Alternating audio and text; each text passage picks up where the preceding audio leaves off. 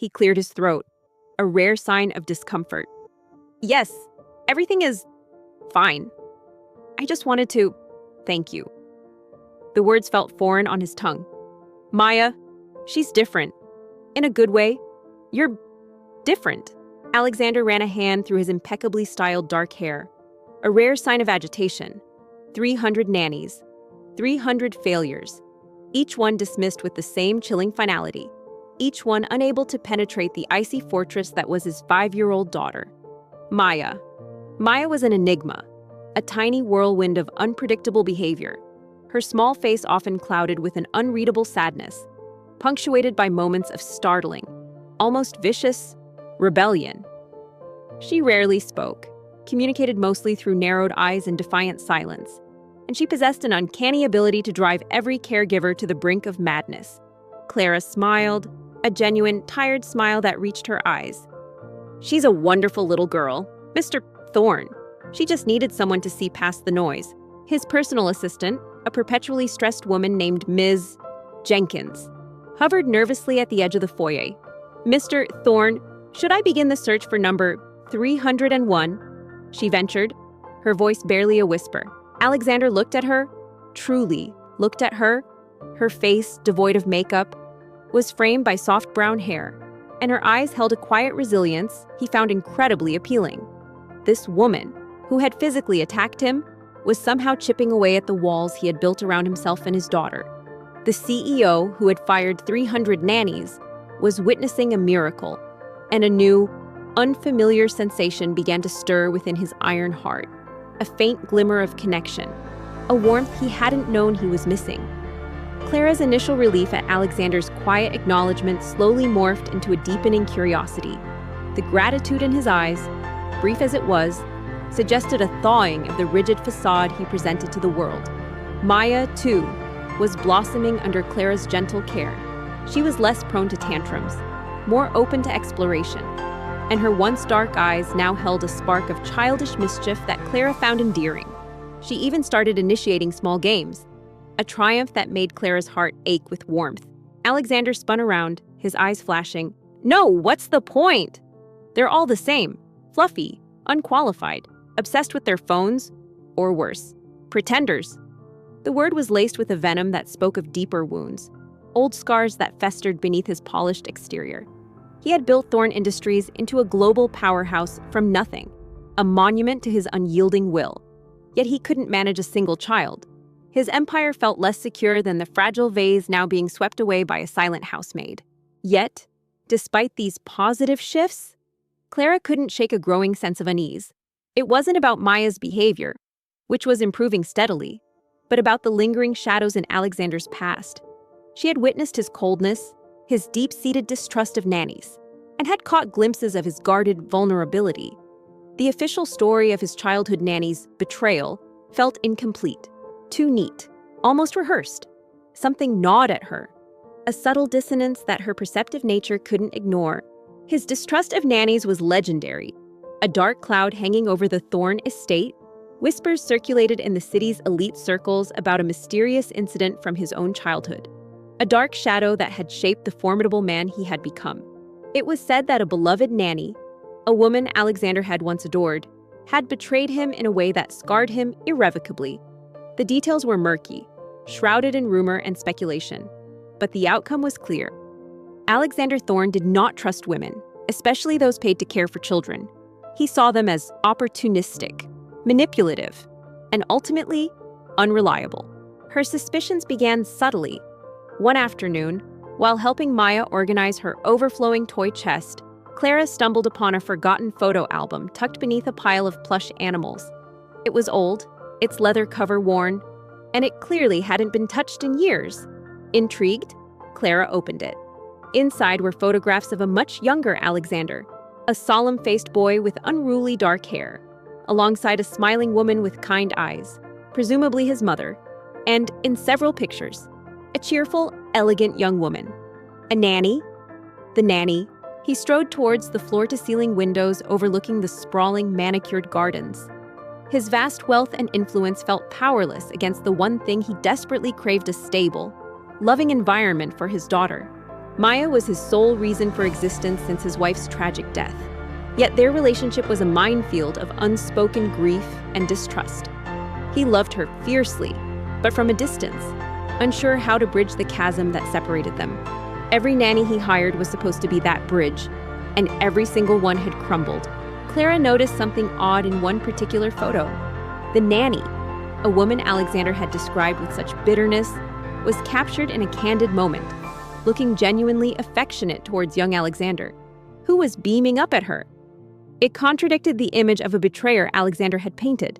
It was a fleeting image, but it sparked a question: could Alexander's memory, tainted by trauma, be incomplete or even skewed? "What is she doing now?" Alexander asked, his voice softer, laced with a flicker of vulnerability that rarely surfaced. Later that week, while Alexander was at an important board meeting, Clara had a rare moment alone with Mrs. Aunt Gable in the kitchen. The housekeeper, a fountain of quiet wisdom, had grown fond of Clara. Clara, seizing the opportunity, cautiously broached the subject. "Ms. Jenkins consulted her tablet. "Maya is observing the goldfish in the koi pond." "Sir." She paused, then added cautiously, "She hasn't eaten her lunch." Again, "Mrs. Gable," Clara began carefully, "I hope you don't mind me asking, but Mr. Thorne mentioned something about a previous nanny from his childhood. It sounded quite traumatic for him." Alexander sighed, a heavy, defeated sound that seemed out of place for such a powerful man. He knew this pattern. Maya would isolate herself, refuse food, and retreat further into her shell. He felt a familiar surge of helpless frustration. He was a master negotiator, a titan of industry, but when it came to his own child, he was lost. Mrs. Gable's face clouded. She wrung her hands, a nervous habit. "Oh, a very sad business. Miss Hayes. Very sad indeed. Master Alexander was just a boy. Devastated. He was," she sighed. "Miss Evelyn, her name was, a lovely woman. Truly.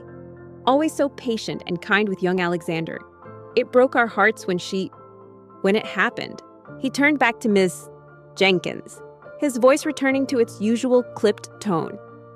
"Fine. No more nannies. I'll arrange for a private tutor. Someone purely academic. Maybe that will work. Just someone who won't attempt to forge any emotional bonds with her. She doesn't need that."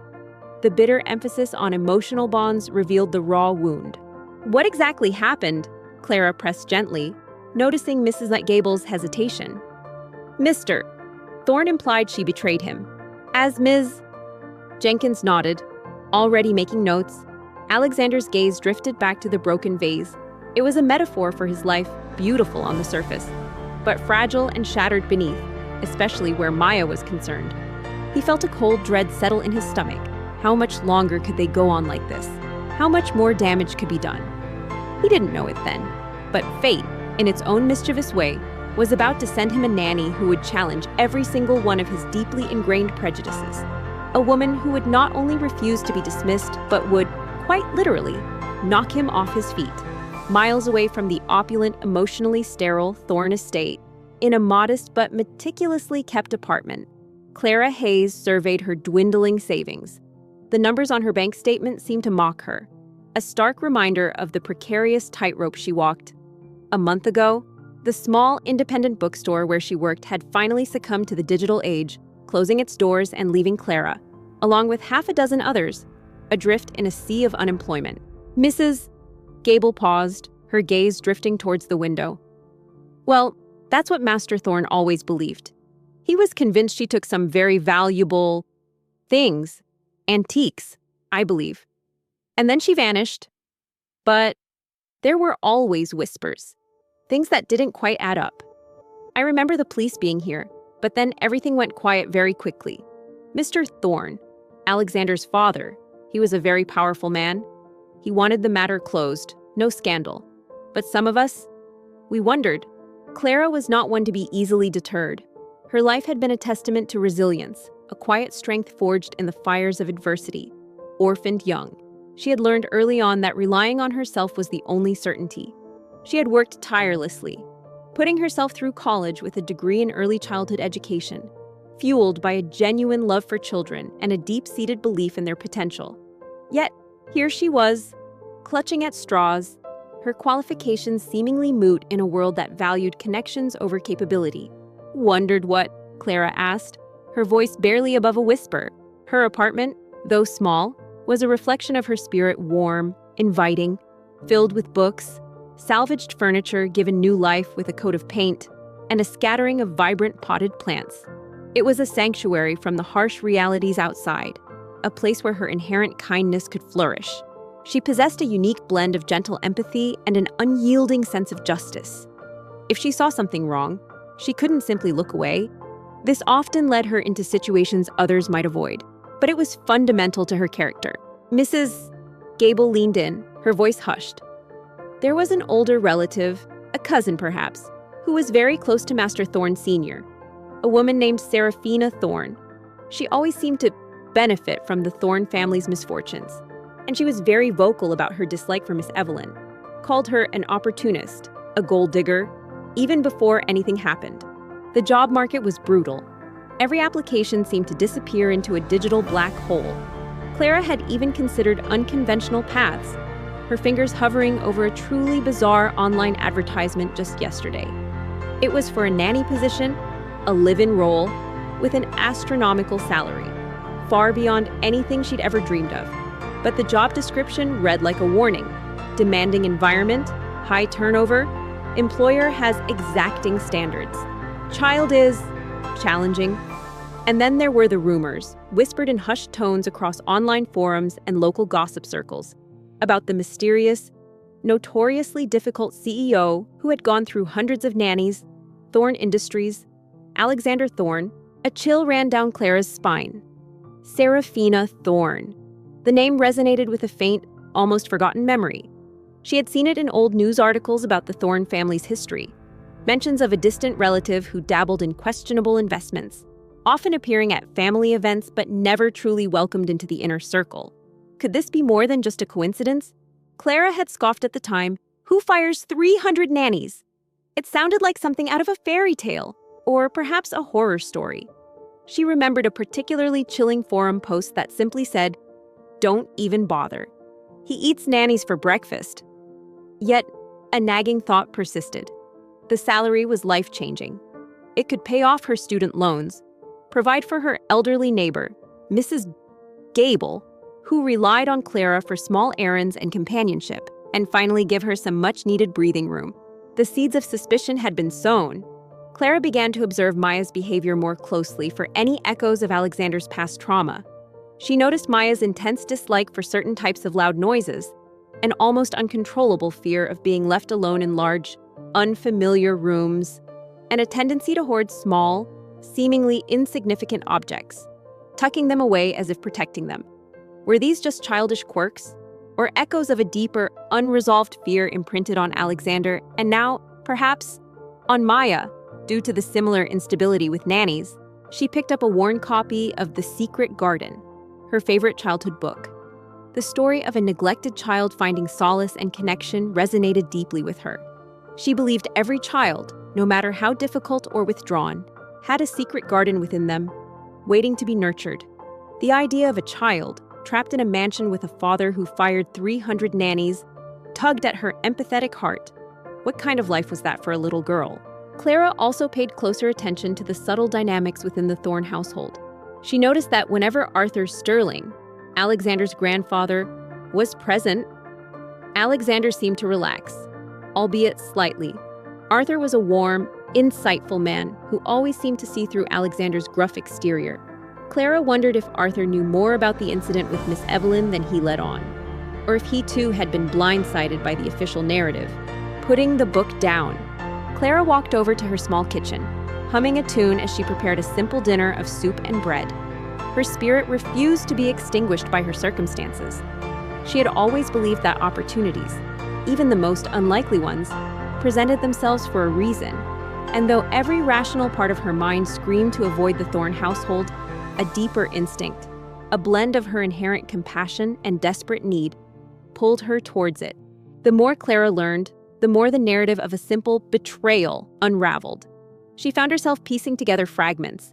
Like a detective on a silent, unofficial case, her protective instinct, which had led her to physically confront Alexander, was now guiding her to uncover a truth far more complex and potentially dangerous than a mere misunderstood identity.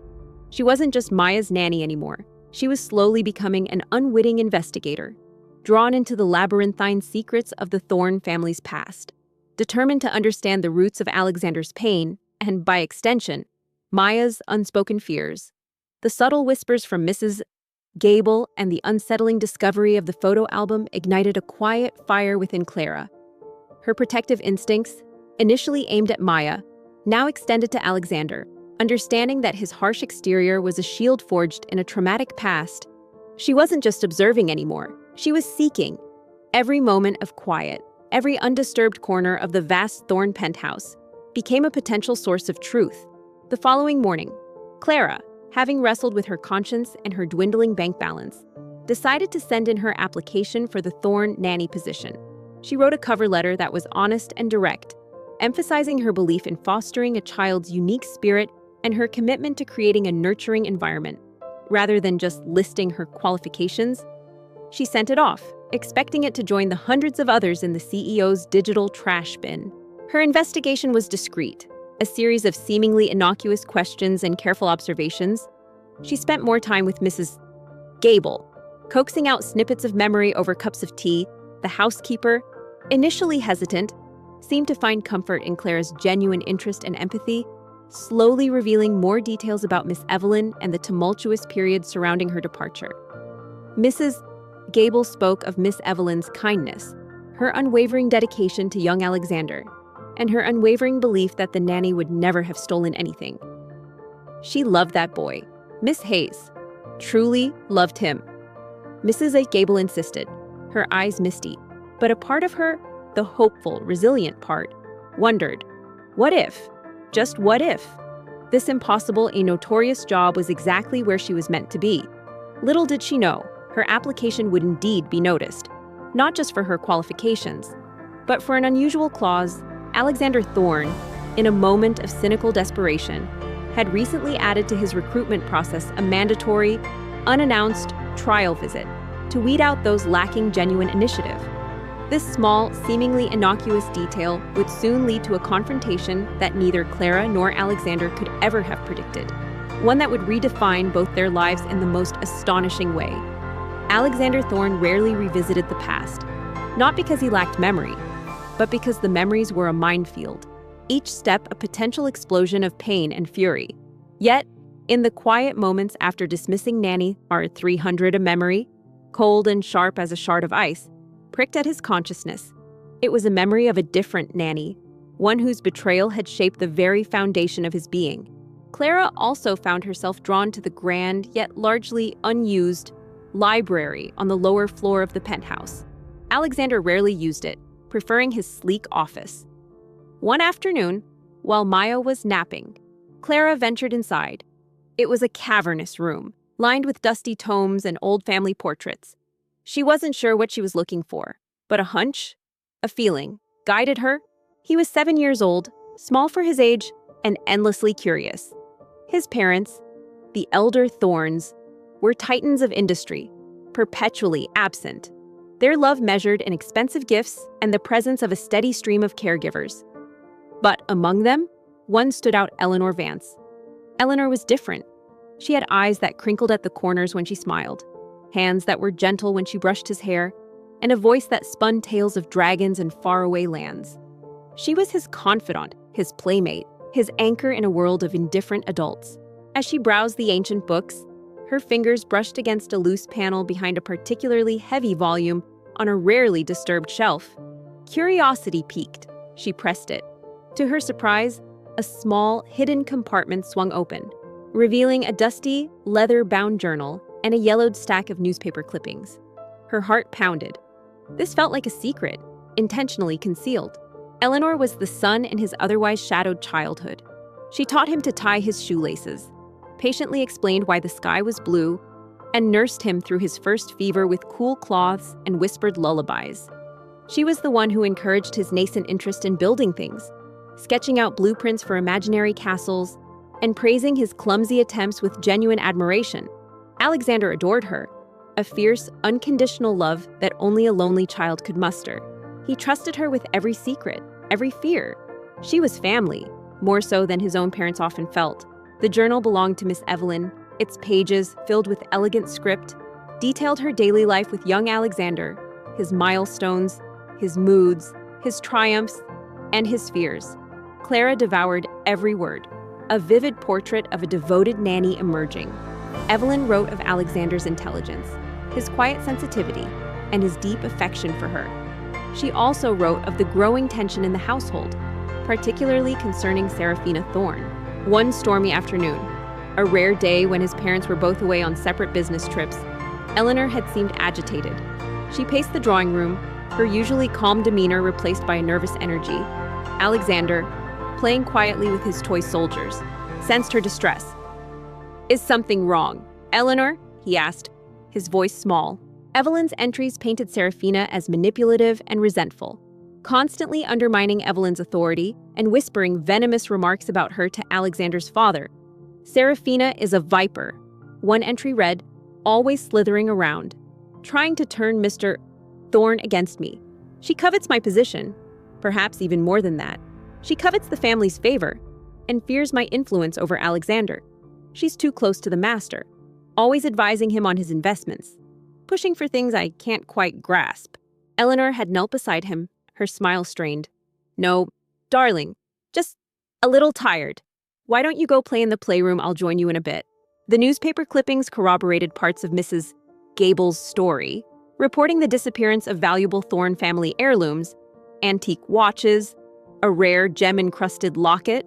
The articles mentioned a police investigation but concluded with no suspects or evidence found, a suspiciously swift resolution given the value of the stolen items.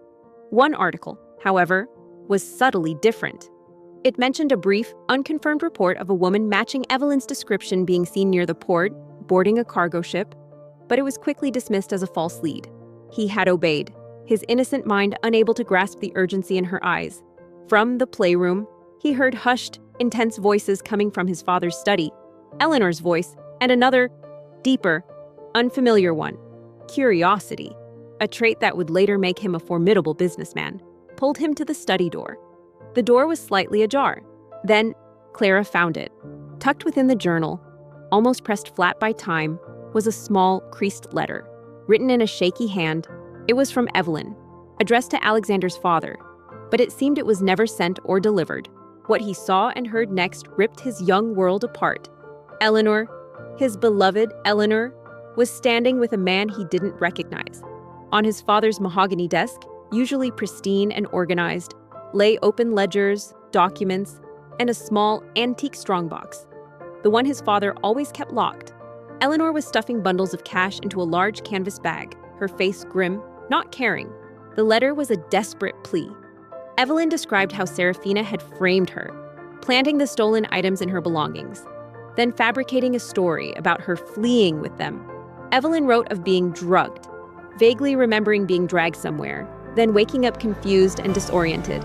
Far from the Thorne estate, she expressed her despair at being separated from Alexander, her fear for her safety, and her belief that Serafina was behind it all, seeking to gain control over Alexander's ailing father and his assets. The letter explicitly named Serafina as the orchestrator, her motive being to gain influence and, implicitly, a share of the family's wealth. "Are you sure this is everything?" the man hissed, his voice rough. A wave of nausea washed over Clara. The sheer cruelty of the plot, the deliberate destruction of an innocent woman's life and a child's trust, was horrifying. Alexander hadn't been betrayed by Evelyn. He had been subjected to a malicious deception, and the true betrayer had walked free, perhaps even benefiting from it. "Yes! Damn it!" Eleanor snapped back, her gentle voice replaced by a harsh, unfamiliar tone. "The old man keeps tighter control than I thought, but this should be enough to start fresh, away from this." She gestured around the luxurious study with contempt. As she reread the letter, Clara's eyes caught a detail she'd missed before. Evelyn mentioned a small, distinctive scar on Serafina's left wrist, a faint crescent moon, a chilling detail that could confirm Serafina's involvement. Alexander's heart plummeted to his stomach. His nanny, his Eleanor, was stealing. From his father. From them. He stumbled back, a gasp catching in his throat. The sound alerted them. Eleanor's head snapped up, her eyes, usually so kind, now wide with a mixture of terror and cold calculation. Clara closed the compartment, her mind reeling. She held the journal and the letter, tangible proof of a profound injustice. This wasn't just about Alexander's trauma, it was about a woman whose life had been ruined and a child who had grown up believing a lie. The betrayal was not Evelyn's, but a sinister act orchestrated by someone far closer to the Thorne family. Alexander, her voice was a terrified whisper. Her perception of Alexander shifted dramatically. His coldness, his rigid control, his distrust, they weren't just character flaws. They were deep, festering wounds from a childhood steeped in deceit. He wasn't a heartless CEO. He was a man still haunted by a meticulously crafted lie, a victim of his own family's dark machinations. Before he could process the betrayal, the man grabbed Eleanor's arm and pulled her toward the hidden service exit. "Come on, he saw us!" Clara knew then that her role had expanded far beyond being Maya's nanny. She was now a guardian of the truth, holding the key to unlocking Alexander's past and, perhaps, finally healing the deep-seated trauma that had shaped his entire life. The realization filled her with a fierce resolve. She had to tell Alexander. She had to show him the truth, no matter the cost. The journal and the letter felt like lead in Clara's hands. The truth, so long buried, now pulsed with a quiet, undeniable power. Yet, a knot of trepidation tightened in her stomach. How would Alexander react? His walls were formidable, built over decades of pain and mistrust. To tear them down, even with the best intentions, felt like an act of demolition, not healing. But the alternative, letting him live with a lie that poisoned his present and clouded his past, was unacceptable. She had to tell him, for Alexander, for Maya, and for the ghost of Evelyn whose reputation had been unjustly shattered. Eleanor hesitated for a split second, her gaze meeting Alexander's. In that moment, he saw not kindness, but a flicker of something he couldn't name: fear, desperation, perhaps even a hint of regret, but no love. Then she was gone, swallowed by the shadows, leaving behind a bewildered, heartbroken boy amidst the scattered remnants of his father's violated study. She waited for the opportune moment, a rare window when Maya was asleep and Alexander was home, his typical late-night work session still hours away. The penthouse was silent, save for the distant hum of the city. Clara found him in his study, a stark, modern space dominated by a large desk and a wall of complex financial charts. He sat, illuminated by the cold glow of his laptop, his expression intense. From that day forward, the world shifted. Eleanor, the one person he had trusted implicitly, had proven to be a thief and a liar. His child's heart, once open and trusting, became a vault, sealed shut by the bitter taste of betrayal. He learned that appearances could be deceiving, that kindness could be a mask, and that those entrusted with care could exploit and abandon. "Mr. Thorne," Clara's voice was soft, barely a whisper in the vast room. This ingrained cynicism hardened as he grew. He excelled in school, then in business, driven by an insatiable need for control and self-reliance.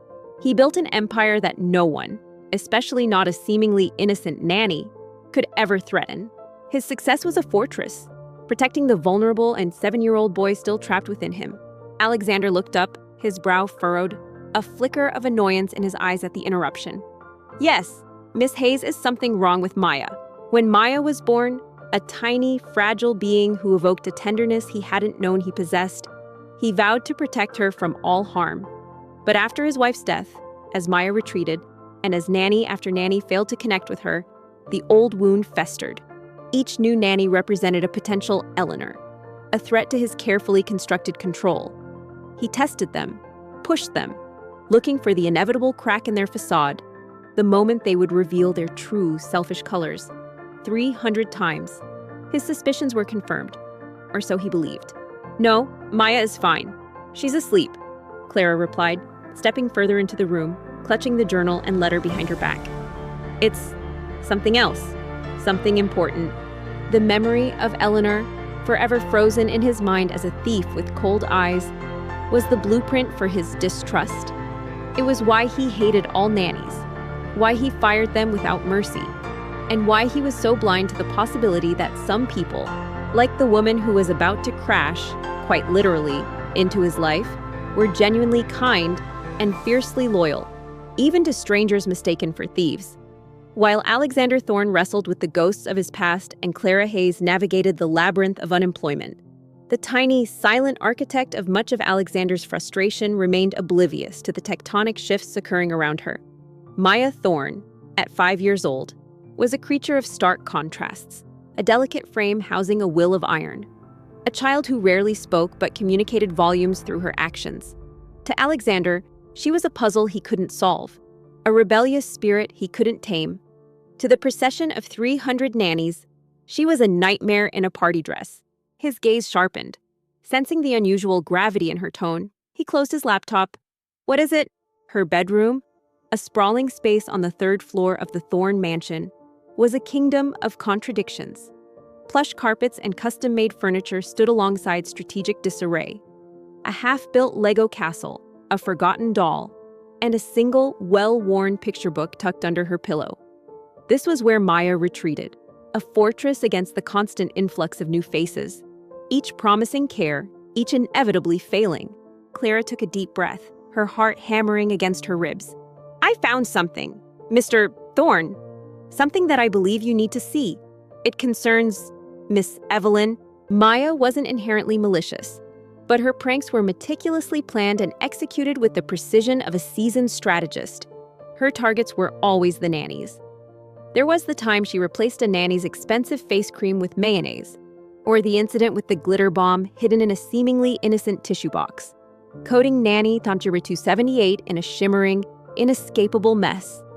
Then there was the infamous silent treatment, where she would sit in stony silence, refusing to acknowledge a nanny's existence for days, until the woman, frustrated to tears, would pack her bags. Alexander's expression instantly turned to stone. The mere mention of that name, the source of his deepest wound, was enough to trigger his defenses. Miss Hayes, I don't know what you think you found, but that chapter of my life is closed. I have no interest in dredging up old betrayals. His voice was low, laced with a warning. Alexander saw these acts as pure rebellion, a confirmation of Maya's challenging nature and, by extension, the nanny's inadequacy. He didn't realize that each prank, each silent treatment, was a desperate plea for something far more profound than discipline. It was a cry for permanence, for a connection that wouldn't evaporate like mist in the morning sun. With all due respect, Mr. Thorne, Clara said, her voice steady despite her trembling hands. I believe it's not closed. And it wasn't a betrayal. She stepped forward, laying the worn journal and the creased letter onto his polished desk. I found these in the old library. They tell a very different story. Maya remembered Nanny Eleanor, a faint, flickering image from her earliest memories. A warm hand, a soft voice, then the abrupt, inexplicable disappearance. After that, the parade began. Nannies who smelled of cheap perfume, nannies who talked incessantly on their phones, nannies who tried too hard, nannies who didn't try at all, each one a fleeting shadow, reinforcing the same bitter lesson they would always leave.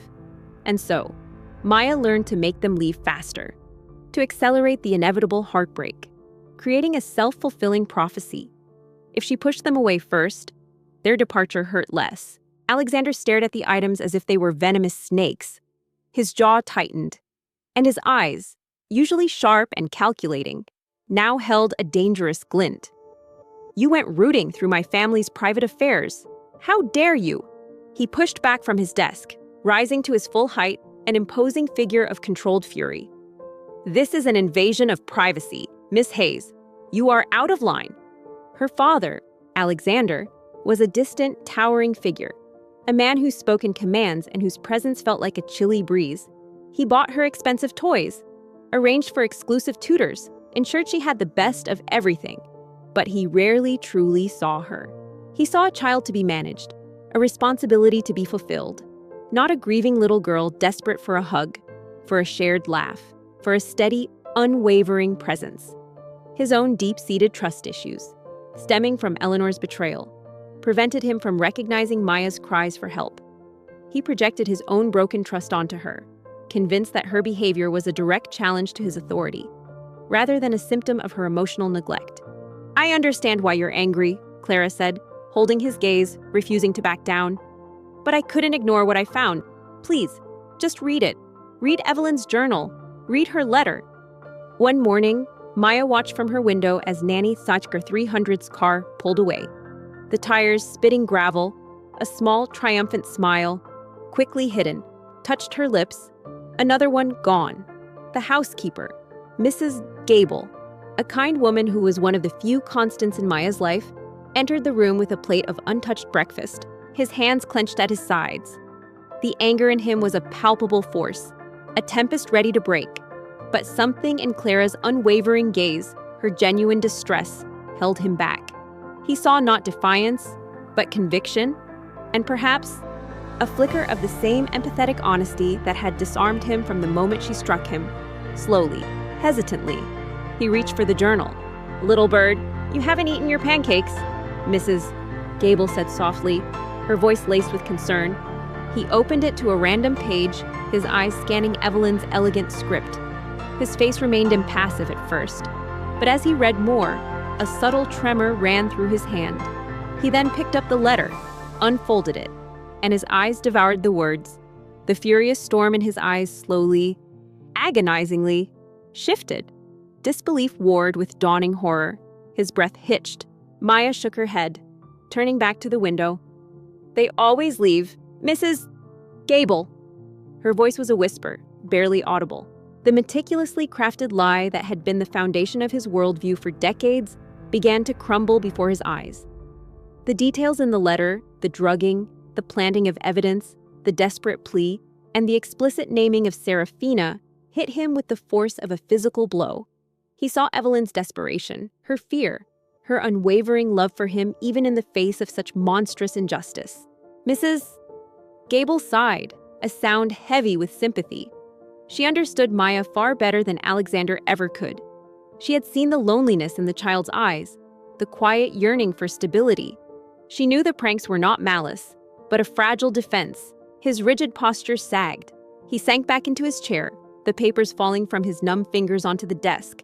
His gaze became distant, unfocused, reliving the dark, confusing days of his childhood, now seen through a terrifyingly new lens. The betrayal hadn't been Evelyn's. It had been his own family's. The monster wasn't the kind Nanny. It was a relative, Serafina, who had used his innocent trust, his father's grief, and her own cunning to weave a web of deceit. Downstairs, Alexander was on a call, his voice sharp and decisive, managing an empire. He believed he was protecting Maya by meticulously vetting and quickly dismissing any nanny who couldn't handle her. In his mind, he was preventing further betrayal, further abandonment. He was building walls around her, not realizing he was also building them between them. Clara watched him, her heart aching for the lost boy he had been, and for the broken man he was now. She moved quietly, pulling up a chair opposite him. She didn't speak, didn't offer platitudes. She simply waited, her presence a silent anchor in the storm raging within him. Maya picked up a faded photograph from her bedside table. It was of her mother, a radiant woman with a gentle smile, holding a baby Maya. Her mother had been the warmth in the Thorne mansion, the light that had kept the shadows at bay. After her mother's death, the house had grown colder, the silence louder. And the nannies, in their endless parade, had only amplified the emptiness. Finally, Alexander spoke, his voice hoarse, barely audible. "Serafina, she was always so kind to me. After Evelyn left, my father, he believed her. Everyone believed her. How could I have been so blind?" His voice cracked, an alien sound from the man who was always composed, always in control. Little did Maya know, the next nanny to enter her world would be entirely different. She wouldn't arrive through official channels, wouldn't be vetted by Alexander's rigid standards, and certainly wouldn't be prepared for the tiny, mischievous princess who ruled the Thorne household. And perhaps that was exactly what the Thorne family needed. An unexpected disruption, a force of nature who didn't know the rules, and thus was perfectly capable of breaking them all. The Thorne mansion stood like a silent monolith against the early morning sky, its imposing architecture casting long shadows across the manicured lawns. Clara Hayes. clutching the printout of the Thorn Industries job application, felt a shiver that had nothing to do with the cool autumn air. This was it. The infamous Thorn Estate, the place where nannies came to disappear. "You were a child." "Alexander," Clara said softly, using his first name for the first time, a small intimacy that felt natural in this moment of raw vulnerability. "You were vulnerable. And adults, even family, can be cruel. She preyed on your father's trust and your innocence. It was never your fault." She had received a cryptic email the previous evening, a follow-up to her online application. It wasn't an interview invitation, but rather a brief, almost curt, instruction. Prospective candidates are invited for an unannounced assessment. Arrive at the main gate of the Thorn Estate, 107 Sterling Drive, at 7:00 a.m. sharp tomorrow. You will be observed. Observed. It sounded more like a military operation than a job interview. Still, the astronomical salary package had eclipsed her apprehension. She needed this. Maya Thorn, the child at the heart of the chaos, was a silent plea Clara felt compelled to answer. He looked at her, his eyes raw with pain and confusion. All these years, all the anger, the distrust, it was all based on a lie. He rubbed his temples, as if trying to physically erase the agonizing revelations. "Maya, my distrust of nannies. It was all because of this. I subjected her to that endless rotation, those awful women, because I was living with a phantom of Evelyn's betrayal, when it was never hers to begin with. Guilt, a heavy, suffocating blanket, descended upon him." Clara arrived precisely at 7:00 a.m., her old, reliable sedan looking decidedly out of place amidst the polished black limousines already parked near the grand gates. She checked her watch. Punctuality was paramount. The email had been clear. The gates, surprisingly, were ajar, a silent invitation that felt more like a challenge. Taking a deep breath, Clara drove through, parking her car neatly beside a manicured shrubbery.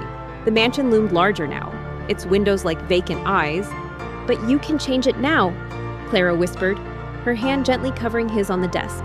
His skin was cold, trembling slightly. "You have the truth. You can heal. For yourself. And for Maya."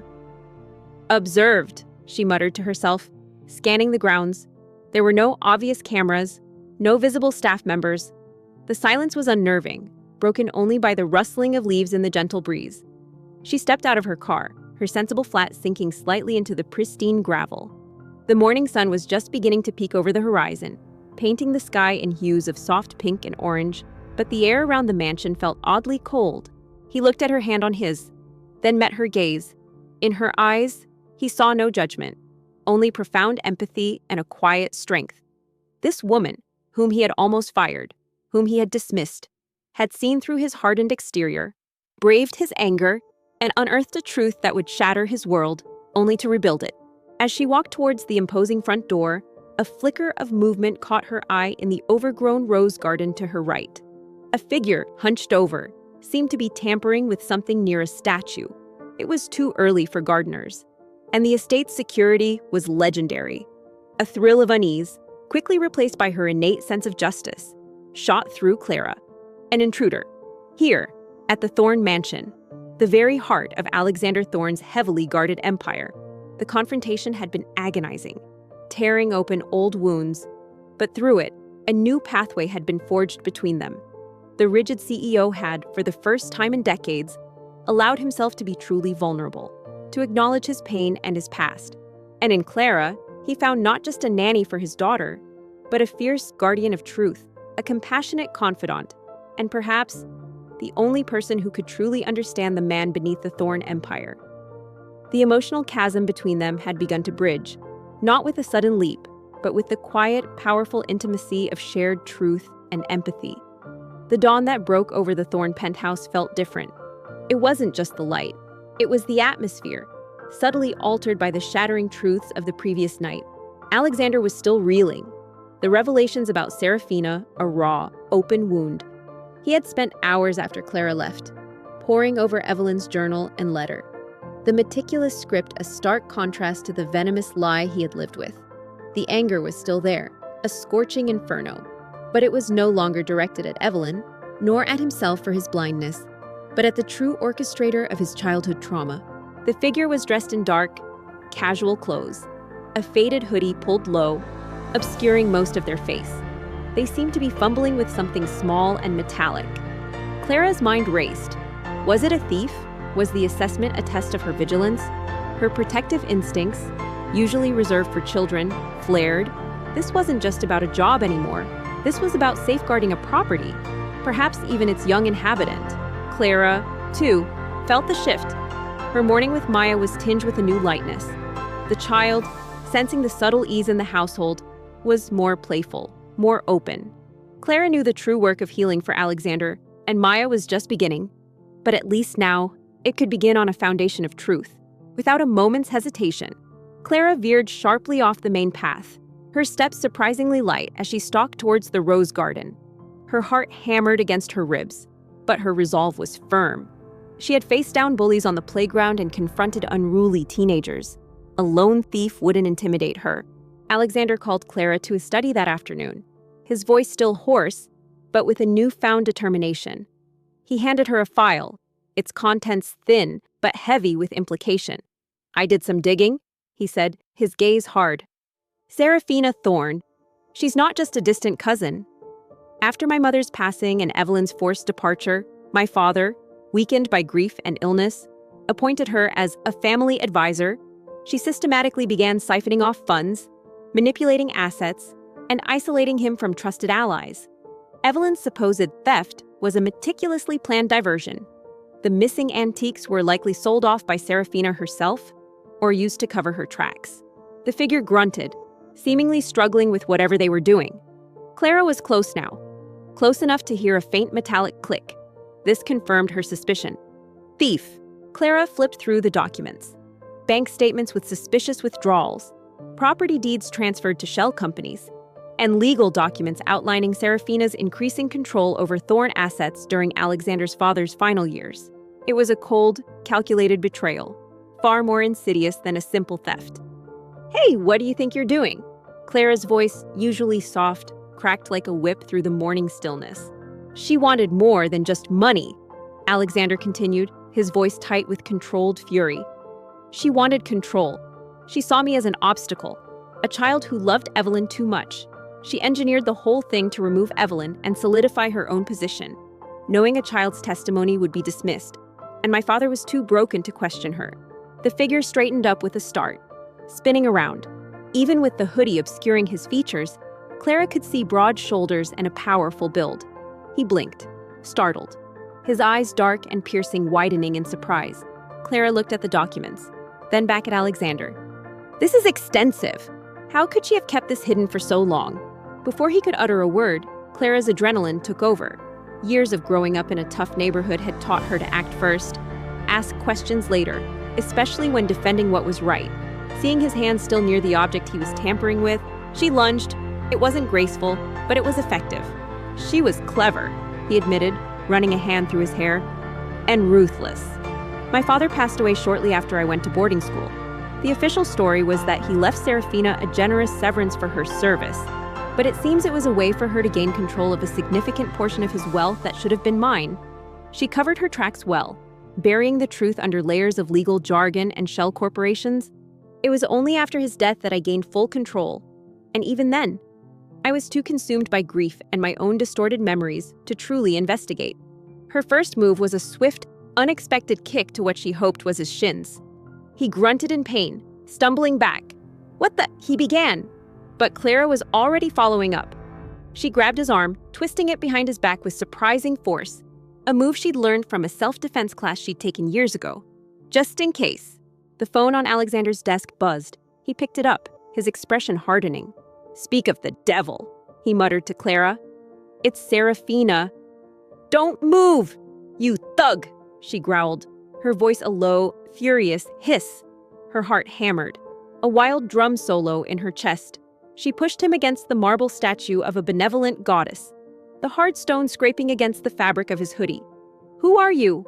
What are you stealing?" Clara watched, captivated, as Alexander engaged in a terse conversation.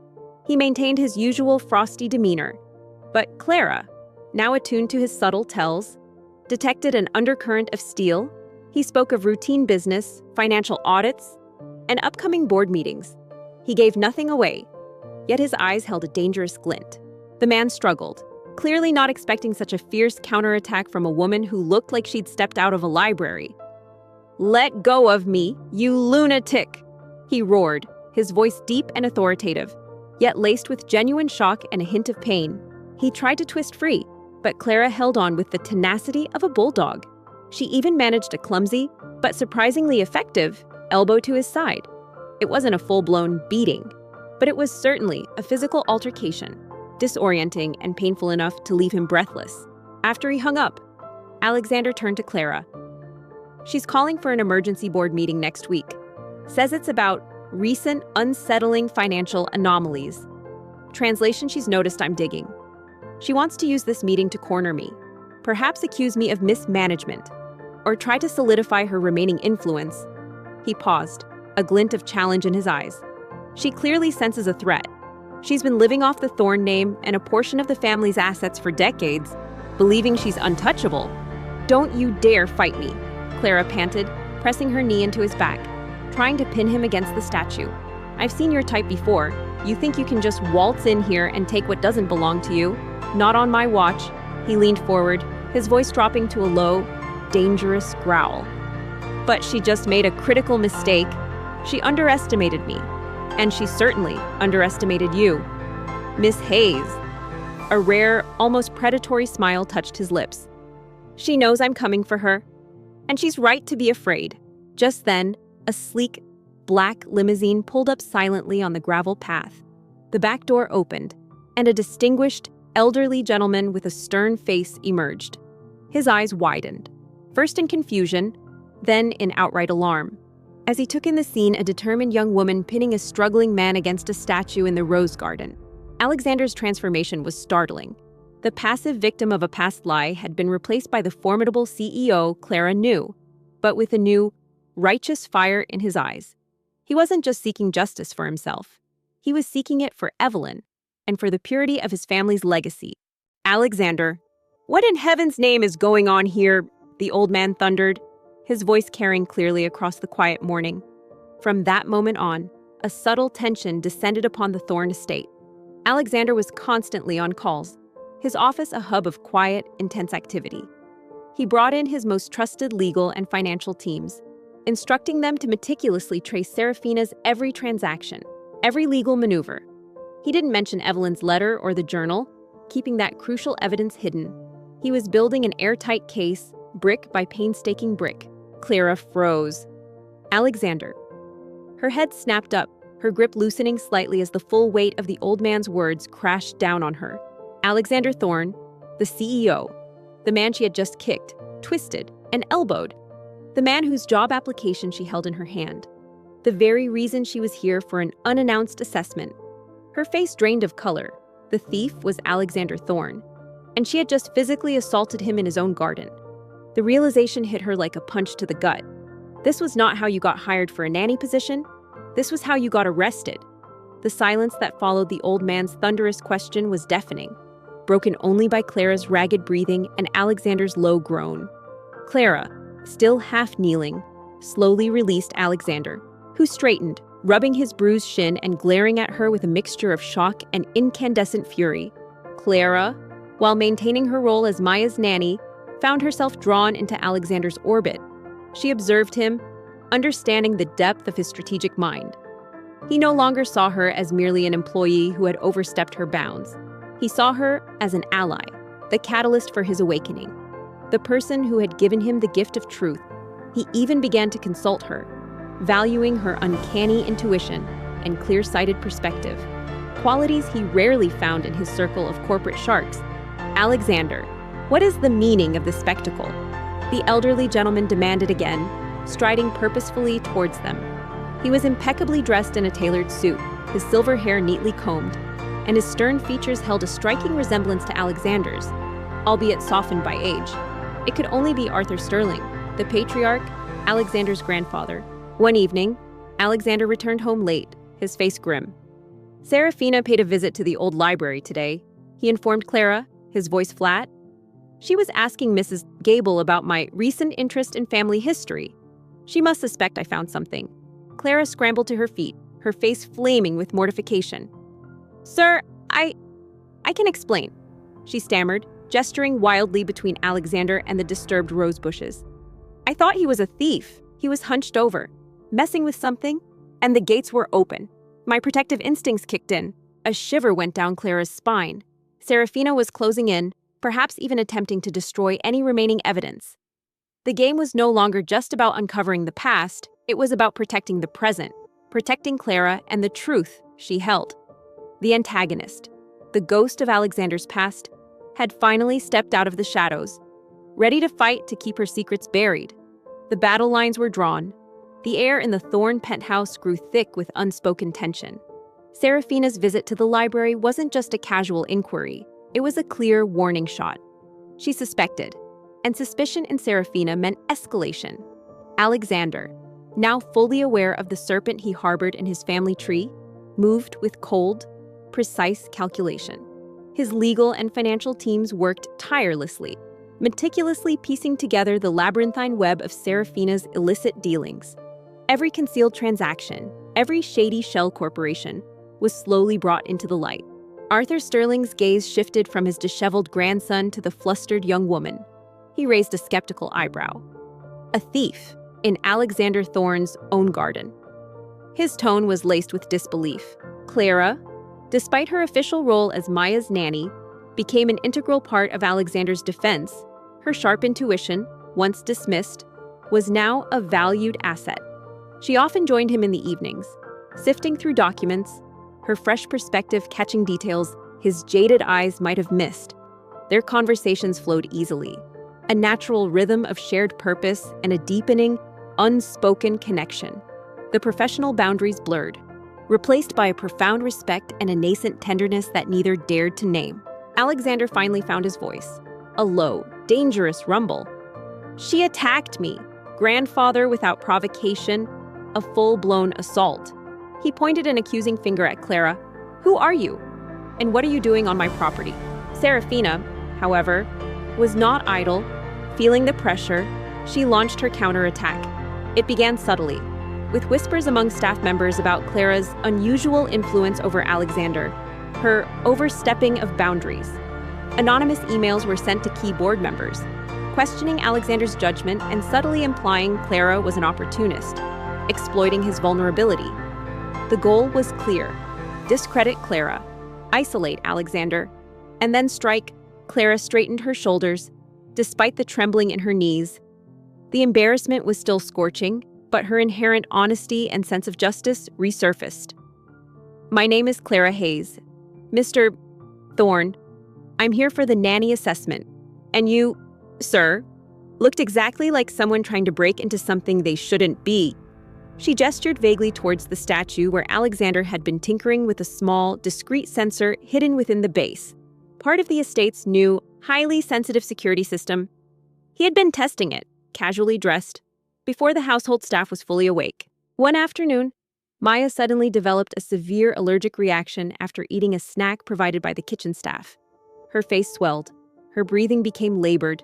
Clara, with her quick thinking and basic first aid knowledge, administered an emergency antihistamine she always kept on hand for Maya's minor sensitivities, then rushed her to the hospital.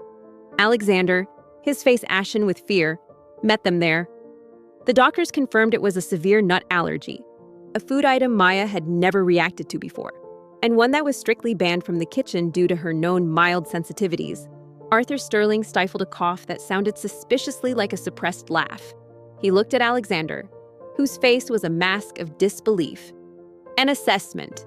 Alexander, is this your new method of vetting candidates, a physical combat test?" Back at the penthouse, Alexander, his face still grim, initiated an immediate internal investigation. The kitchen staff, loyal to the Thorne family for years, were distraught and insisted they had followed all protocols. Yet, a trace of nut residue was found on Maya's snack. It was a perfect, insidious trap, designed to make Clara look negligent, even dangerous. Serafina's hand, though unseen, was clearly at play. Alexander glowered, ignoring his grandfather's thinly veiled amusement. This is preposterous. She's clearly unhinged. Get off my property, Miss Hayes, before I call security. This is too convenient, Alexander growled, pacing his study. It targets Maya, knowing how it would affect me, and it implicates you, Clara. But I was just doing what anyone with a conscience would do, Clara protested, her voice rising. You can't fault me for trying to protect what I thought was yours. I was being vigilant. Exactly what any good nanny should be. She's trying to get rid of me, Clara stated, her voice calm despite the tremor in her heart. To sever your new connection to the truth. A flicker, unreadable but potent, crossed Alexander's face. Vigilance, fearlessness, unhinged or not. She hadn't hesitated. She hadn't cowered. She had confronted a large, unknown man she believed to be a threat, and she had fought back. These were qualities he hadn't seen in any of the 300 nannies who had preceded her. Most had fled at the first sign of Maya's mischief, let alone a perceived intruder. The next week, the attacks escalated. Clara's past, her struggle to find work, her eviction, details that should have been private, suddenly appeared in a scathing online article on a lesser-known but widely shared gossip blog, portraying her as a gold digger preying on a wealthy widower. The article, clearly orchestrated by Serafina, was designed to destroy Clara's credibility and reputation. It ended with a thinly veiled threat, suggesting Clara might be a danger to Alexander's fragile daughter.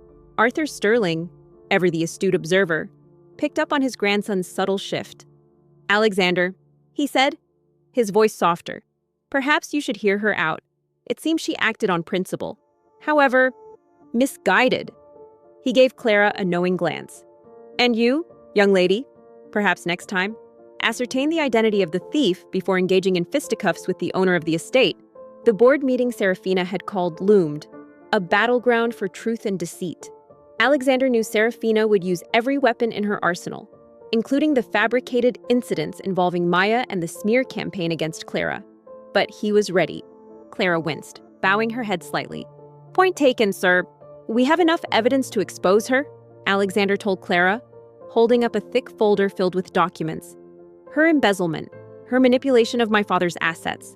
The paper trail is undeniable, but we need to tie her directly to Evelyn's framing and to these recent attacks. The scar you mentioned, Evelyn's letter. Those are critical. Alexander, still fuming, ran a hand through his already disheveled hair.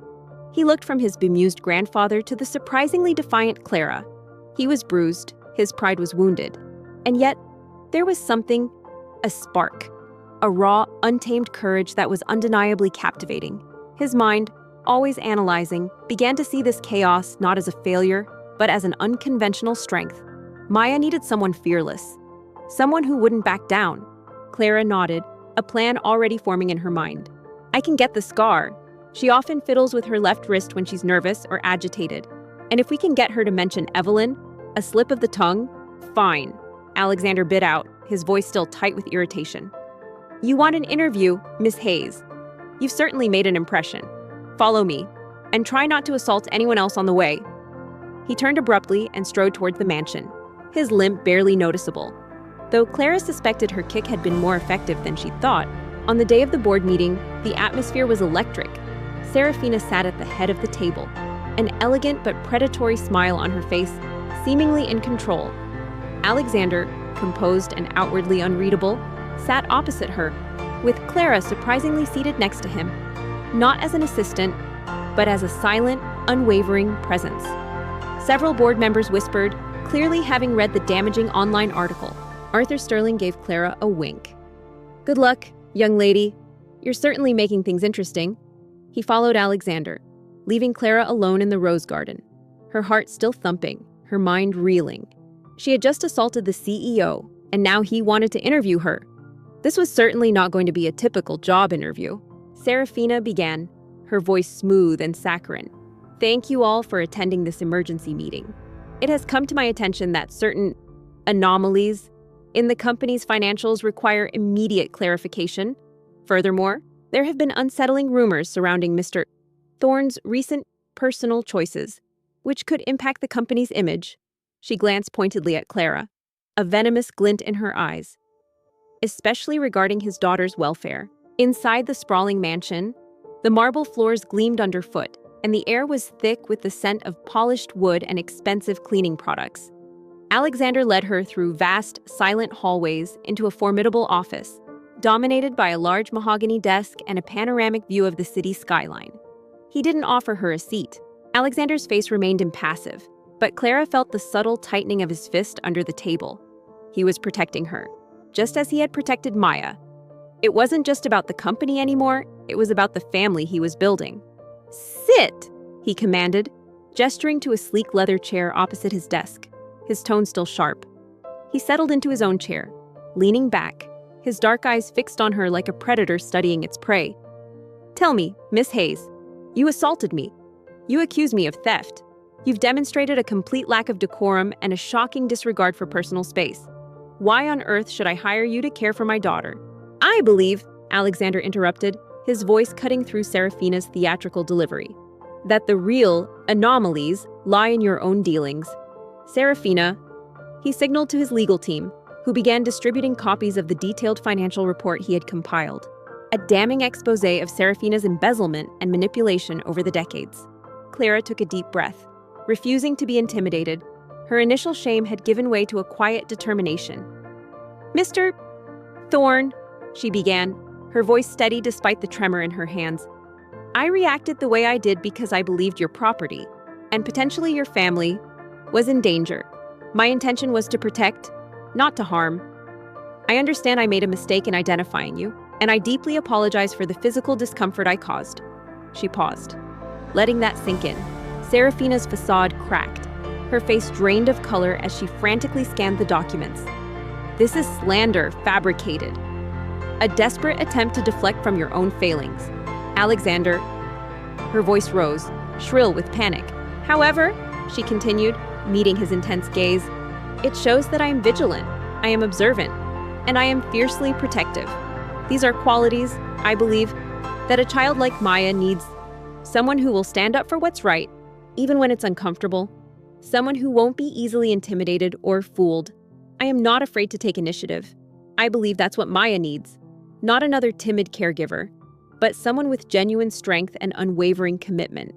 "Is it," Alexander countered, his voice like ice, "or is it the truth you've so meticulously buried?" Alexander watched her, his expression unreadable. She hadn't cowered. She hadn't made excuses. She had owned her actions and then, boldly, spun them into her strengths. It was audacious. It was compelling. He had spent years searching for competence, for obedience, for a nanny who could simply manage Maya. He had never considered someone with such raw, unbridled conviction. As Alexander's legal team presented irrefutable evidence, Serafina became increasingly agitated. She began to fidget, her fingers nervously tracing the delicate gold bracelet on her left wrist. Clara, watching intently, saw it, a faint crescent-shaped scar, half hidden beneath the bracelet. Evelyn's letter had been accurate. "You really think you can handle Maya?" he challenged, his voice laced with the usual skepticism. 300 nannies have tried, and 300 nannies have failed. You speak of truth, Alexander. Serafina snarled, desperate. Perhaps we should discuss the truth about that conniving nanny, Evelyn, who stole from your father and abandoned you. She was a common thief, a disgrace. You were a fool to ever trust her. With all due respect, Mr. Thorne, Clara replied, a hint of steel in her voice. Perhaps those 300 nannies didn't understand what Maya truly needed. Perhaps they tried to manage her, when what she actually needs is genuine connection, understanding, and someone who won't give up on her. I won't give up on her, and I certainly won't back down from a challenge. And if that means I have to accidentally beat up a CEO to prove my dedication, then so be it. A tiny, almost imperceptible smirk touched her lips. That was her mistake. Alexander's eyes, previously focused on the financial documents, now locked onto Serafina. The truth, Serafina, is that Evelyn stole nothing. She was framed by you. A muscle twitched in Alexander's jaw. He was still angry, still annoyed, but he was also fascinated. He leaned forward, his elbows on the desk, his gaze boring into hers. This woman was an anomaly, a disruption. And for the first time in a very long time, Alexander Thorne felt a flicker of something he hadn't experienced in years. curiosity, and perhaps a sliver of hope. The room fell silent, save for Serafina's gasp. Alexander then revealed Evelyn's journal and the unsent letter, reading aloud the passages describing Serafina's treachery, the drugging, the planting of evidence, Evelyn's plea. He then concluded, and to confirm Evelyn's testimony, she described a distinctive scar, a crescent moon, on your left wrist. Very well, Miss Hayes, he said, his voice surprisingly calm. You're hired, starting tomorrow. But if you lay a single finger on me again, I will have you prosecuted to the fullest extent of the law. Understood. Serafina instinctively clutched her wrist, her eyes wide with terror, her body language betraying her guilt. The board members, initially skeptical, now saw the truth, chilling and undeniable, the full weight of Serafina's deceit, reaching back decades and culminating in the recent attacks on Clara and Maya, crashed down upon her. Clara's eyes widened, a wave of relief washing over her, quickly followed by a thrill of excitement. She had done it, against all odds. Understood, Mr. Thorne, she said, a genuine smile breaking through her shock. And thank you. I won't let you down. The climax was swift and decisive.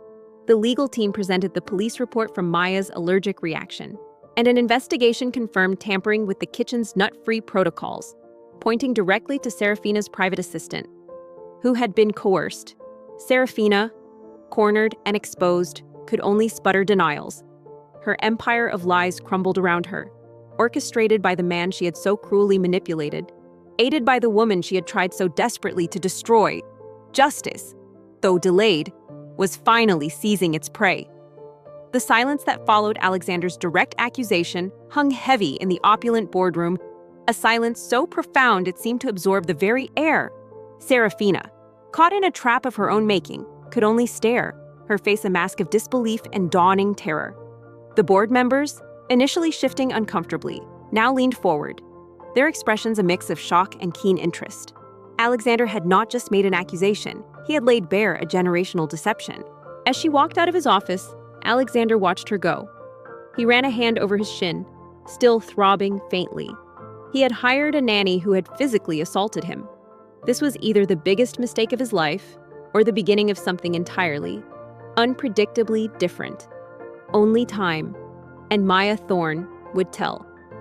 The morning sun, usually a herald of calm, felt unusually intense as Clara Hayes stood before the colossal glass and steel edifice of Sterling Tower.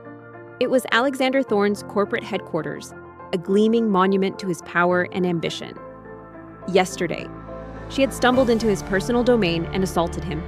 Today, she was walking into his professional empire as his new, highly unconventional nanny. The irony was not lost on her. This is outrageous! Serafina finally shrieked, her carefully cultivated elegance dissolving into raw panic. He's making this up a desperate ploy to discredit me, to seize full control. This journal, this letter, they are forgeries. She tried to rise, her chair scraping loudly against the polished floor. She had spent a sleepless night replaying the bizarre interview, questioning her sanity and his. Yet, the contract, delivered by a silent, impeccably dressed driver just an hour after she left the mansion, was undeniably real. The salary was generous enough to solve all her immediate financial woes, and then some. But it wasn't just the money. It was the peculiar glint in Alexander's eyes, the challenge in his voice, and the desperate vulnerability she'd glimpsed in Maya's brief, fleeting appearances in her mind. Clara felt an inexplicable pull, a sense that this chaotic, impossible job was precisely where she was meant to be. Are they? Alexander's voice remained calm, chillingly so. He held up a second, sealed envelope. This is a sworn affidavit from the forensic handwriting expert I hired. He confirms the authenticity of Evelyn Hayes' handwriting in both the journal and the letter. Furthermore, he cross-referenced it with official documents from that period, including her employment contract, all confirmed as genuine.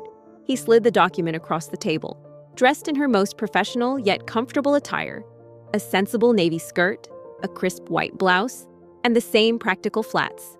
Clara took a deep breath. She clutched a small bag containing a few carefully chosen children's books and some art supplies, things she hoped might spark a connection with Maya.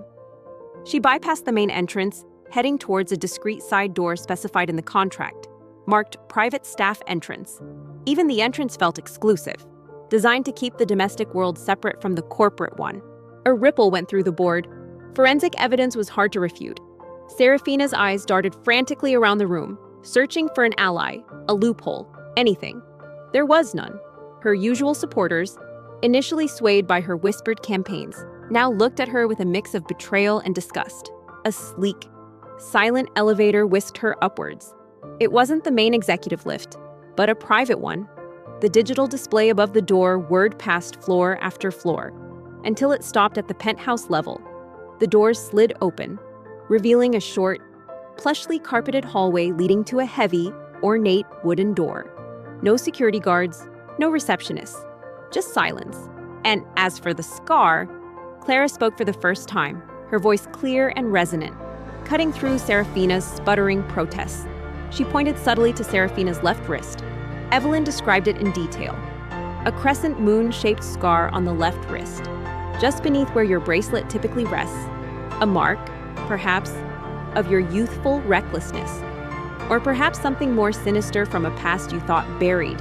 Taking another fortifying breath, Clara knocked. The door swung open almost immediately, revealing Mrs. Gable, the kind housekeeper from the mansion, her face creased with a welcoming smile. Serafina instinctively recoiled, pulling her hand away as if burned, clutching her wrist tightly. The involuntary movement was a silent confession, more damning than any verbal admission. Her eyes, wide and fearful, met Clara's. In them, Clara saw not just panic, but a flicker of the same cold malice that had destroyed Evelyn's life. "Miss Hayes, welcome, we were expecting you," Mrs. Gable said, her voice warm and reassuring. "Mr. Thorne is in a meeting, but he left instructions for you to settle in. Maya is in the playroom." Alexander seized the moment. "Let us now address the financial anomalies you so graciously brought to our attention." "Serafina," he said, his tone dripping with sarcasm. He gestured to his legal team. "Mr. Davies, if you please, summarize our findings on the systematic embezzlement and asset stripping that has plagued the Thorne estate for the past 3 decades." Beginning shortly after Evelyn's departure, Clara stepped inside, and her jaw almost dropped. This wasn't a typical corporate office. It was Alexander Thorne's private living quarters within Sterling Tower, a penthouse spanning an entire floor, designed with an opulent, yet surprisingly comfortable aesthetic. Floor-to-ceiling windows offered a breathtaking panoramic view of the city, a sprawling tapestry of skyscrapers and bustling streets. The space was meticulously clean, almost sterile, but signs of a child's presence were evident in a scattering of brightly colored blocks near a grand piano and a discarded doll tucked under an armchair. Mr. Davies, a seasoned corporate lawyer, projected complex financial diagrams onto the large screen. He meticulously detailed the flow of funds from various Thorne subsidiary accounts to offshore entities, then to shell corporations. Eventually tracing back to accounts controlled by Serafina Thorne, he presented evidence of undervalued asset sales, falsified records, and backdated documents. The sheer scale and audacity of the fraud were staggering. "The playroom is through there." Mrs. Aunt Gable gestured towards a door at the end of a long, sunlit corridor. "Maya usually spends her mornings there. She's a spirited one, Miss Hayes. But she has a good heart. Over the past 30 years, Mr. Davies concluded, his voice grave, Ms. Serafina Thorne has systematically embezzled an estimated $300 million from the Thorne estate, funds intended for the growth of the company and the welfare of its rightful heir, Alexander Thorne." Clara nodded, appreciating the housekeeper's gentle warning. "Thank you, Mrs. Gable. I'll do my best." A collective gasp swept through the room. 300 million. The number was astronomical, even for Thorne Industries. Board members erupted in murmurs of outrage. Serafina's face was a grotesque tableau of fear, rage, and a desperate, clinging denial. As she walked down the corridor, the silence was palpable. This was an executive sanctuary, a place of hushed power. The thought of bringing laughter, or even playful chaos, into this meticulously ordered world seemed almost sacrilegious. Yet, that was precisely her mission. "This is a conspiracy!" she screamed, her voice hoarse, losing all pretense of composure. "He's manipulating you all. He's corrupted that nanny, Clara Hayes. She's a gold digger. She tried to poison his daughter, a true threat to the family. She pushed open the playroom door. The room was vast, filled with an array of expensive toys, educational games, and plush furniture, but it felt strangely empty. Maya sat alone in a corner, facing away from the door, painstakingly stacking wooden blocks into a precariously tall tower. Her back was stiff, her small shoulders hunched.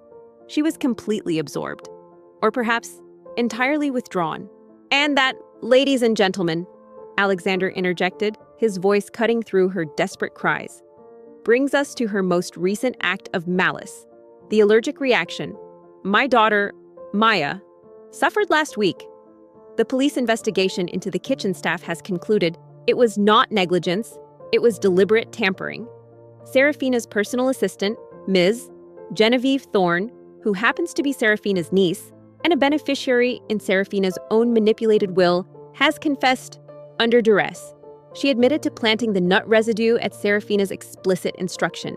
Knowing Maya's allergies, the goal was to discredit Miss Hayes and to imply I was unfit to care for my daughter."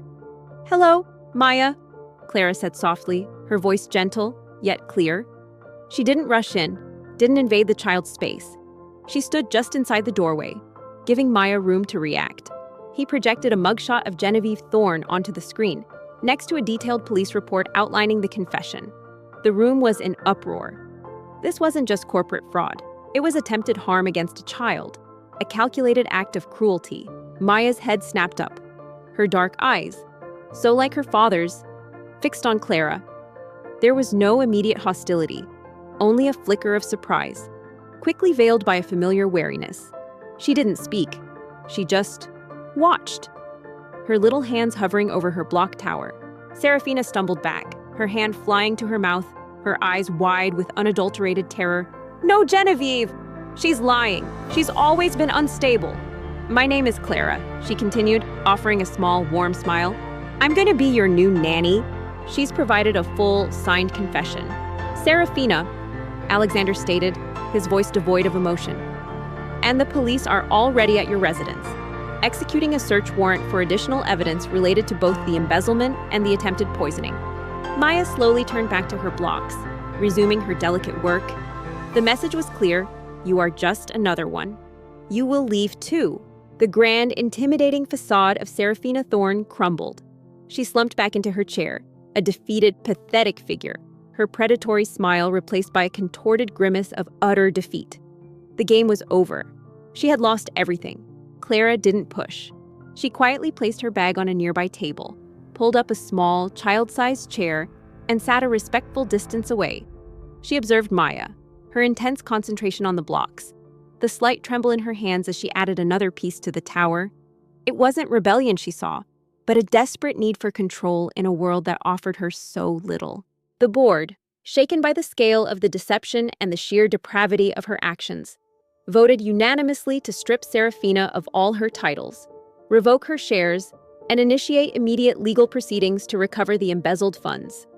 Criminal charges for fraud and attempted child endangerment were inevitable. "That's a very impressive tower you're building," Clara commented, her voice calm and admiring. "It looks very tall. What are you going to put on top?" Clara watched, a sense of profound vindication settling over her, not just for Alexander, but for Evelyn, whose name was finally cleared after decades of unjust defamation. The quiet, kind woman Alexander had remembered was now seen for who she truly was, a victim, not a villain. Maya didn't answer. The tower wavered slightly, then held. As the meeting dispersed, Alexander remained, his gaze fixed on Serafina, who was now being escorted away by security, a shattered husk of her former self. The rage in him was still present, but it was overshadowed by a quiet, deep sense of resolution. The ghost of Evelyn, of his childhood trauma, was finally laid to rest. Clara simply sat there, radiating a patient calm that was alien to the Thorne penthouse. She didn't try to force conversation, didn't attempt to engage in superficial play. She just existed in Maya's space, an unthreatening, silent presence. He turned to Clara, his eyes softening. "Thank you," he said, his voice raw with emotion, "for seeing what I couldn't, for not giving up, for bringing the truth to light. After what felt like an eternity, but was probably only 10 minutes, Maya's tower finally collapsed with a soft clatter. The child flinched, then quickly began to gather the fallen blocks, her shoulders slumping. Clara smiled, a gentle, knowing smile. "You were ready to see it, Alexander. I just helped you look." "Sometimes," Clara said, her voice still soft, "it's fun to watch them fall too. Building is exciting, but so is starting over. Isn't it? Justice, delayed and hard-won, had finally arrived. The Thorn name, once tarnished by a hidden betrayal, was now cleansed. And in the quiet aftermath, amidst the ruins of Seraphina's deceit, a new foundation was laid, built on integrity, trust, and the fierce, undeniable bond that had blossomed between a ruthless CEO and a compassionate nanny. The true battle was won, and the path to a new, brighter future, clear of shadows, lay before them. In the aftermath of Seraphina's dramatic downfall, a profound quiet settled over the Thorn estate. It was not the oppressive silence of a house filled with secrets and unresolved trauma, but a peaceful quiet, a healing balm.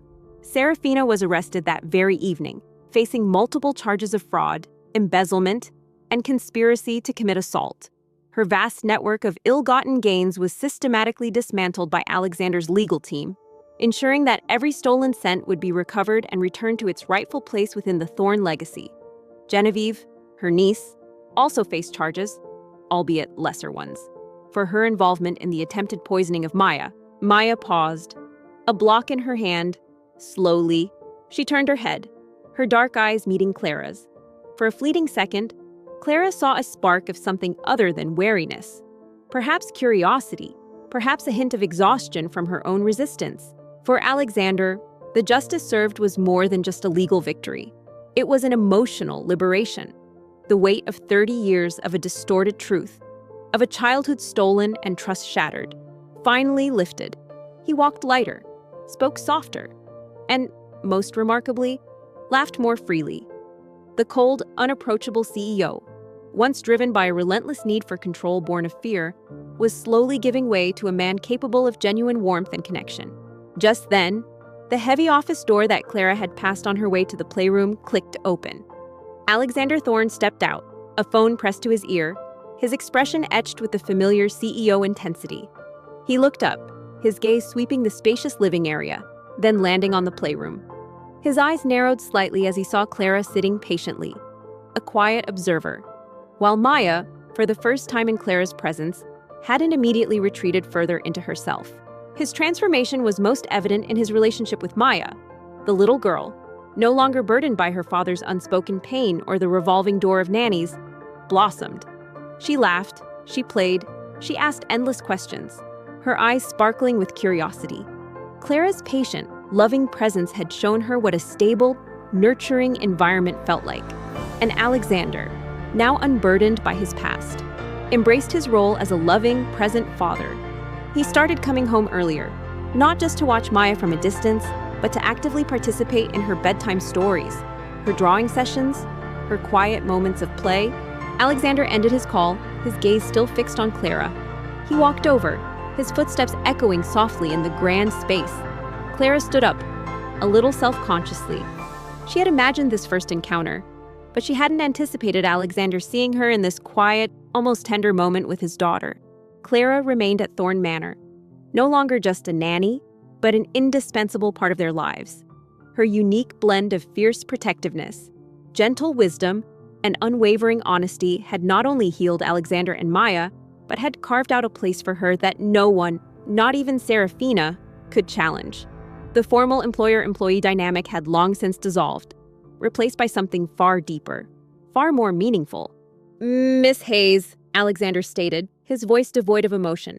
"How is your first day progressing?" Their quiet moments together grew more frequent, more intimate. They would sit by the fireplace after Maya was asleep, talking for hours, sharing dreams and fears. Alexander, who once guarded his emotions fiercely, found himself opening up to Clara with an ease that startled him. He spoke of his hopes for Thorn Industries, his desire to build it into something truly impactful, a legacy of good, not just wealth. Clara, in turn, shared her own aspirations, perhaps a small charity for vulnerable children, a way to extend the kindness she so naturally possessed. Clara looked from Alexander's stern face to Maya's carefully neutral one. "It's going well. Mr. Thorne," she replied. "Maya and I are just getting acquainted. She's a very focused builder."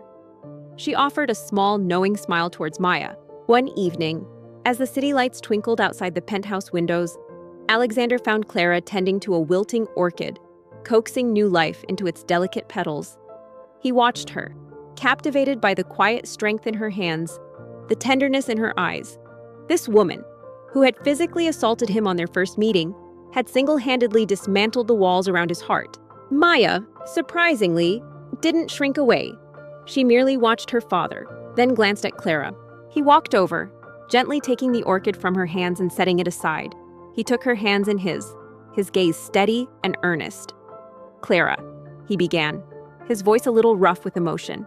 "You came into our lives like a storm, and you brought the sun with you. You saved Maya, you saved me. You brought light to a place that had been shadowed for too long." He paused, his thumb gently stroking her knuckles. "I can't imagine my life, or Maya's, without you anymore." Alexander's eyes lingered on Clara for a moment, then shifted to Maya. He saw the blocks, the quiet interaction. It wasn't the usual chaos or the tearful complaints he was accustomed to. He cleared his throat. "Good. Carry on then." He turned to leave, but then paused, looking back at Clara. "And Maya," he added, his voice slightly softer. "Behave yourself." Clara's heart pounded.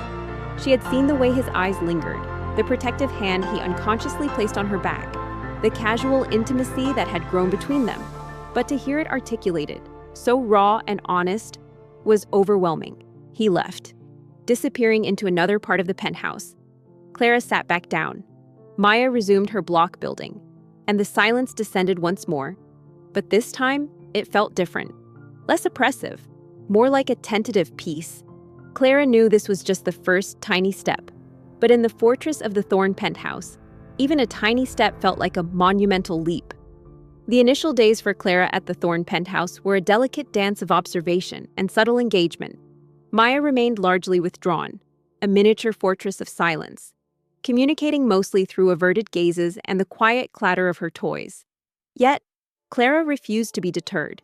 She understood that Maya's resistance wasn't defiance, but a deeply ingrained defense mechanism. 300 nannies hadn't failed because Maya was unmanageable. They had failed because they hadn't seen past her defenses to the lonely child beneath. Alexander took a deep breath, his resolve firm.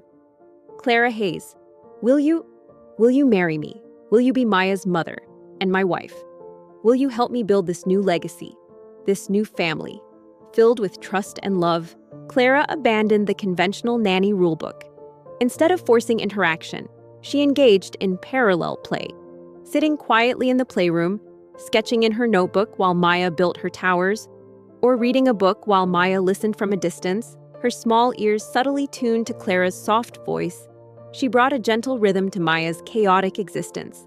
She introduced simple, creative activities that were new to Maya's world of structured play. One afternoon, she brought out a set of watercolors and a large pad of paper. Maya watched from afar, her eyes gleaming with a mixture of suspicion and fascination. Tears welled in Clara's eyes. It wasn't the grand, sweeping proposal of a romance novel, but it was profoundly Alexander. Direct, sincere, and utterly heartfelt. It was a promise of a real, messy, beautiful life. "Yes," she whispered, her voice thick with emotion. "Yes, Alexander. 1,000 times, yes. Would you like to try..." "Maya?"